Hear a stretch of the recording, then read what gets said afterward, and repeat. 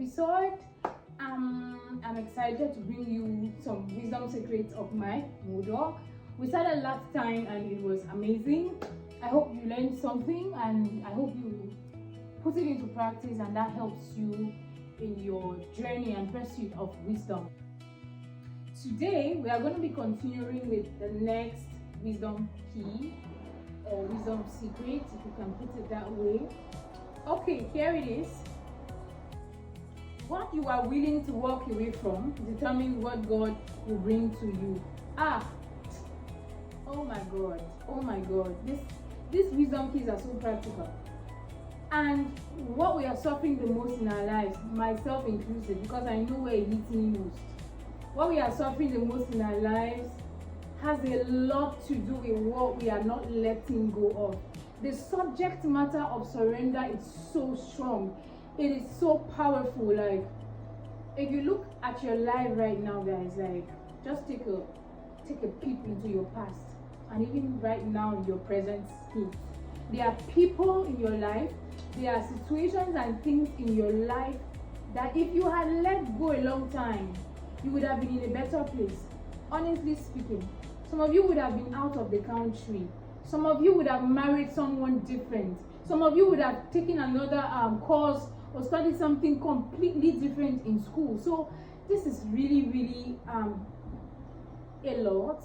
Now looking at the positive part of it, because it says what you're willing to walk away from, what you're willing to let go of determines what God will bring to you.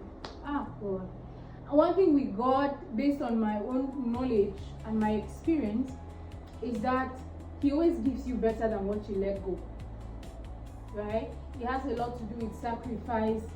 And I think listening to Sarah Jakes one time, Sarah Jakes Robert,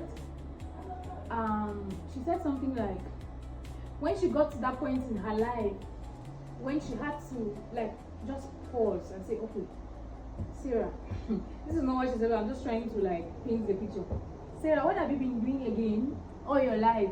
Can we just stop and just sit and just say that let's really just stop what this girl are doing. Let's really just stop, because look at the story of Peter, the fisherman. They have been fishing, sweating, doing all sorts of things. It has not been working. But it got to a point where when Jesus asked them to relaunch, and then they said, before they said at thy word, there was a place of pause. This guy has spoken, right? What is he saying? Like, let's just get to that point in your life where where God, I'm being emotional because this happens to me a lot of times. And I think this is what I should do most times. I've done it a couple of times. Just sit with yourself and say, what have you been doing? Take a U-turn. Take a U-turn. With knowledge though. Don't take a U-turn and do something worse. Just sit, pause, and then ask God what exactly He wants you to let go of. What exactly He wants you to stop doing altogether. Like just completely stop. Whatever it is. Because whatever it is you're doing and you're not having satisfaction and peace of mind, it's for what again? What is it for? So if you get to that point in your life where the Lord is leading you to just pause and take a U-turn and do something different from what you've been doing, I think you should rethink. And then the other part of it says that what God will bring, what you are willing to walk away from determines what God will bring to you. Like I said, I didn't finish the story with Sarah J. She said she dropped what she took a U-turn. There was a level of transformation that happened, change, like stopping from doing what she was doing before, and then said, okay, let me give God a try. God has been calling me to do this. Let me do it His way. And then she did. When she did that, honestly, she said she didn't know what she was going to find on the other side, right? Because stepping into the unknown is quite uncertain. It's unsure. You are just, in fact, it's just a dark tunnel. You are not sure if you're going to meet light at the end of the tunnel, if the tunnel will ever end, by the way. If the tunnel has an opening or whatever it is wherever it is you are in your life. And then she found better. She found better. When you look at her life, I'm not saying her life is perfect, but when you look at where she is today, in relation to where she was, it is completely different. She is an example to a lot of people. Oh my goodness, God has transformed her life. She chose the unknown. It's difficult, but sticking with the known means you're going to have the regular. Like, okay, what I'm really seeing like every day, okay, this is what I'm always doing, this is what I always see, and probably the worst. But when you move to something different, where God is leading you, I remember the song Oceans, like just surrendering. Spirit lead me where my, I'm just sing that. Spirit lead me where my trust is without borders. Let me walk upon the waters wherever you would call me. Take me deeper than my feet could ever wander. I might have forgotten the rest of it, but yeah, wherever it is you would call me. I don't know, Lord, where it is you're leading me to. I am not sure. It's just so uncertain. An uncertain place is a very tough place. It's really difficult, but yeah, look at her life is full of this. So trust God that He has the best for you, and that what He wants you to let go of is just crumbs, like He has real bread, like the entire loaf for you. Okay, so the next point is the secret of your future is hidden in your daily routine. Okay, this one is making me to be excited, because by the grace of God and by the help of God, this is what I do in my life. I think I shared this some time back, how I have my daily routine. When I wake up in the morning, I write down all that I have to do. I have like sticker papers. I write, okay, today's schedule, this is what I have to do. I might not necessarily put the time. Sometimes I do, but sometimes I don't. I just want to have a collection of all that I have to do written down. That guides me, like a map, an itinerary of all that I have to do.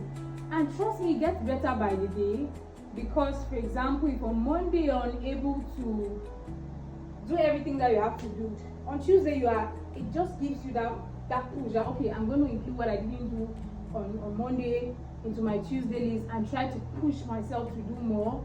Honestly, it's an amazing thing to do. It's so great. It's so great. It structures your day.